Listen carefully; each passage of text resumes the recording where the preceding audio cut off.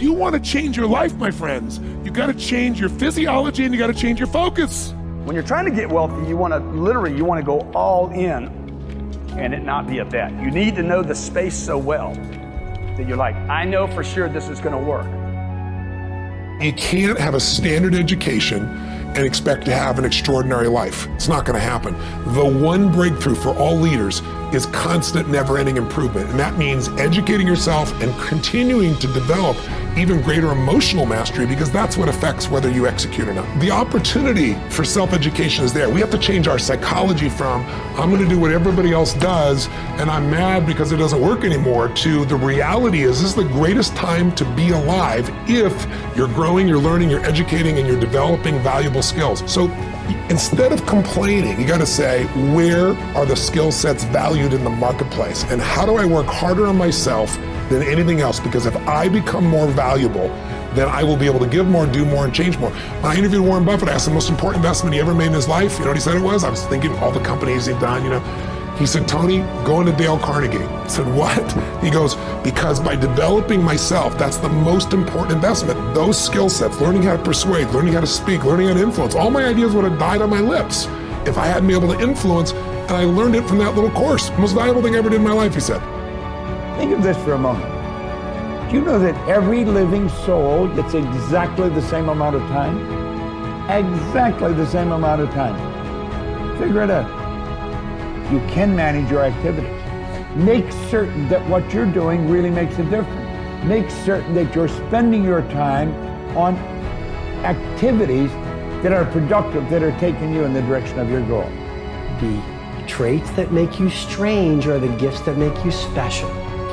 It's the very things that make you different that make you authentic.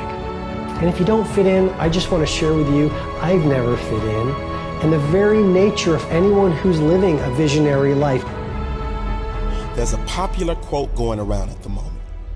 The person you will be in 5 years is based on the books you read and the people you hang around with today. This is quite true, but it applies to everything else as well.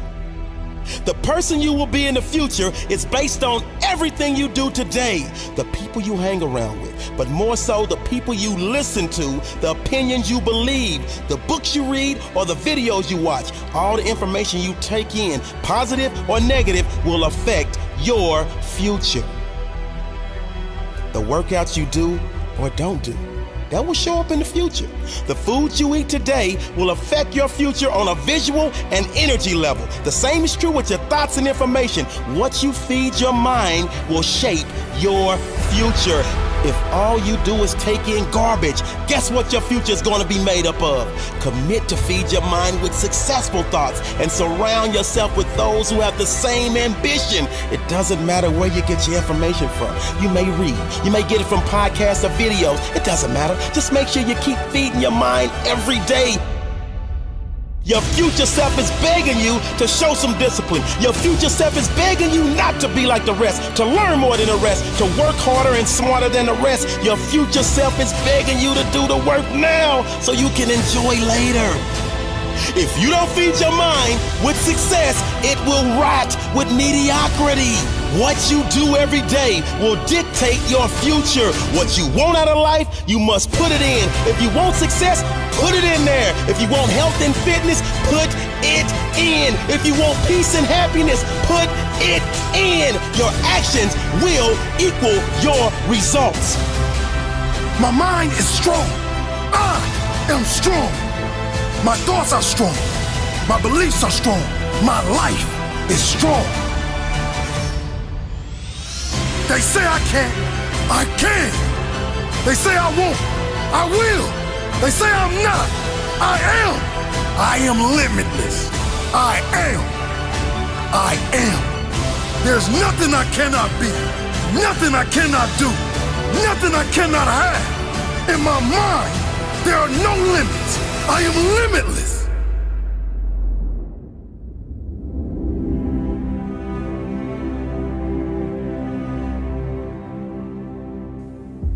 There's nothing I cannot be. Nothing I cannot do. Nothing I cannot have. There exists no limits in my mind. There's something inside of us that wants to make things better. We want to be better as people. We want to become more, do more, share more, create more, give more. But it's not quite what really works for us, because we want all these things we think are going to make us happy. We want to grow and contribute. But then what happens is everybody wants a great body, but nobody wants to work out, right? What you got to understand is that progress equals happiness. If you know what you want and you can make consistent progress, you're going to get there. You're going to get to where you really want to be, where that sense of passion, aliveness, the results you want really do occur. Step one, remember, a compelling vision. What do you truly want? What excites you? It needs to be specific and measurable, and most importantly, it's got to get your energy going. 2, you need strong enough reasons to follow through when the tough situations show up, a purpose that drives you. 3, you need that massive action plan, that map, a core action list that helps you close the gap from where you are, where you want to be, and you need to know the 20% is going to make most of the progress. And finally, step 4, what do you want to become? What do you want to do? What do you want to experience? What do you want to contribute? What do you want to give? What do you want to master? So what do you want this year to be about? What do you really desire most? What do you want to contribute this year? What's going to be your map? And what are the rituals that are going to make it real? Please, for your benefit, don't just watch this video. Do something right at the end here to get you going and get you some initial momentum. If you take action today, you can get anything changed, but you got to do it while you're in state. And I'm saying that if you know anybody that had some goal, some dream, something they wanted to do, and they did it, then I'm saying that you know in your heart that if someone has done it, then you can do it. It's possible. And that if someone can make their dream become a reality, that it's possible that you can make your dream become reality. And so as you begin to look at where you want to go, beginning to embrace that, it's possible. I'm blessed and highly favored. I've got a lot going for me. I got some good stuff in me. And it's possible that I can bring my greatness out here in the universe. That I can do what I want to do. It's possible I can write my own book. I can have my own business. I can take the trip and travel around the world. It's possible. I can bounce back from adversity and reinvent my life. It's possible. Regardless of where I am, the things can get better for me. It's possible. I'm thinking about 2 men right here in Chicago who were fairly successful, similar background, educated. They worked for a corporation for many years, and they were among many people that were laid off. 2 guys who were very good friends. One went out looking for a job for several weeks along with the other one, and they faced disappointment and rejection again and again and again. They couldn't find any work, which is the story of many people across this country. One guy stopped. He became discouraged. He stopped going. He stayed home looking at television, became very argumentative and toxic with his wife, drinking beer, getting on the phone, talking to his other negative, unemployed friends.